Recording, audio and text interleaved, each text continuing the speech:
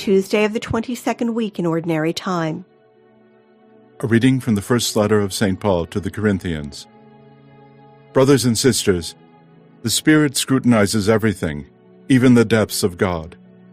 Among men, who knows what pertains to the man except his spirit that is within? Similarly, no one knows what pertains to God except the Spirit of God.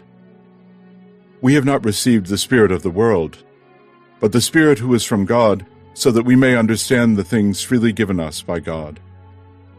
And we speak about them not with words taught by human wisdom, but with words taught by the Spirit, describing spiritual realities in spiritual terms.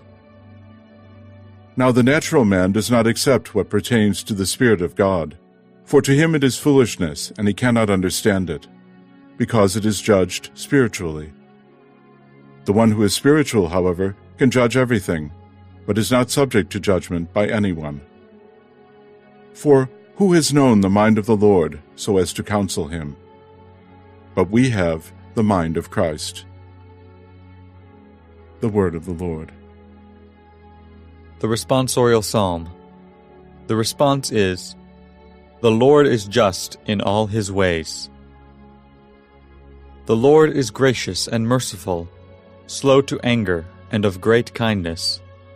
The Lord is good to all, and compassionate toward all his works.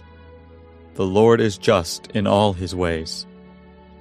Let all your works give you thanks, O Lord, and let your faithful ones bless you. Let them discourse of the glory of your kingdom, and speak of your might. The Lord is just in all his ways, making known to men your might and the glorious splendor of your kingdom. Your kingdom is a kingdom for all ages, and your dominion endures through all generations. The Lord is just in all his ways. The Lord is faithful in all his words, and holy in all his works. The Lord lifts up all who are falling, and raises up all who are bowed down. The Lord is just in all his ways. A reading from the Holy Gospel according to Luke. Jesus went down to Capernaum, a town of Galilee. He taught them on the Sabbath, and they were astonished at his teaching, because he spoke with authority. In the synagogue there was a man with the spirit of an unclean demon, and he cried out in a loud voice, "What have you to do with us, Jesus of Nazareth? Have you come to destroy us?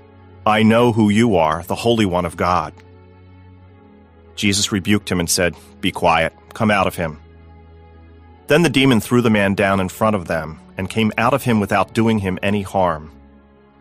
They were all amazed and said to one another, "What is there about his word? For with authority and power he commands the unclean spirits, and they come out." And news of him spread everywhere in the surrounding region. The Gospel of the Lord. In order to understand today's reading, we have to remember that in Corinth, the role of the Holy Spirit was being overemphasized. Some people claimed they had a special revelation from the Holy Spirit, the Gnostics, those who claimed a supernatural knowledge. Therefore, Paul speaks about the fact that the Spirit knows the depths of our heart, and the natural man, he does not speak of the things of the Spirit of God. When he says natural man, the phrase in Greek is actually the unspiritual, the one who has not received the Spirit. He's subtly accusing those who claim that they have a special knowledge of speaking with human wisdom. In fact, they seek power, they seek the special spiritual gifts so they can consider themselves superior to others. That is not the Spirit of the Lord.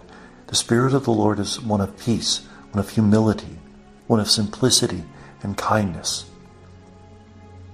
The Gospel is from Luke 4:31 to 37. Jesus comes to Capharnaum, the hometown of Peter, and there in the synagogue he exorcises an unclean demon. What does the demon cry out? "What have you to do with us, Jesus of Nazareth? Have you come to destroy us? I know who you are, the Holy One of God." Now, the Holy One of God is not exactly the Son of God in the way we understand it in Christology. Rather, the Holy One of God, a chosen one, an anointed one, the Messiah. Jesus rebukes the demon, and everybody is amazed by what he has done. We see a battle already beginning to occur in the Gospel of Luke between Jesus and the demonic forces. Jesus has come into the world to destroy the power of the demon.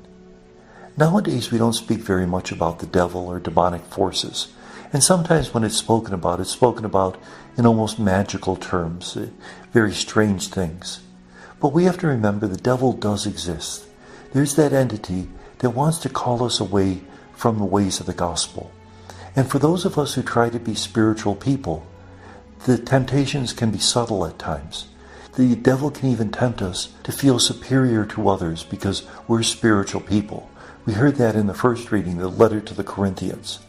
We have to be very careful to make sure that we plumb the depths of our conscience, the depths of our motivations, to make sure that they really are in the Spirit of God. Just as Paul said in that first reading, that it's the Spirit who knows the very depths of who we are. And may God bless us.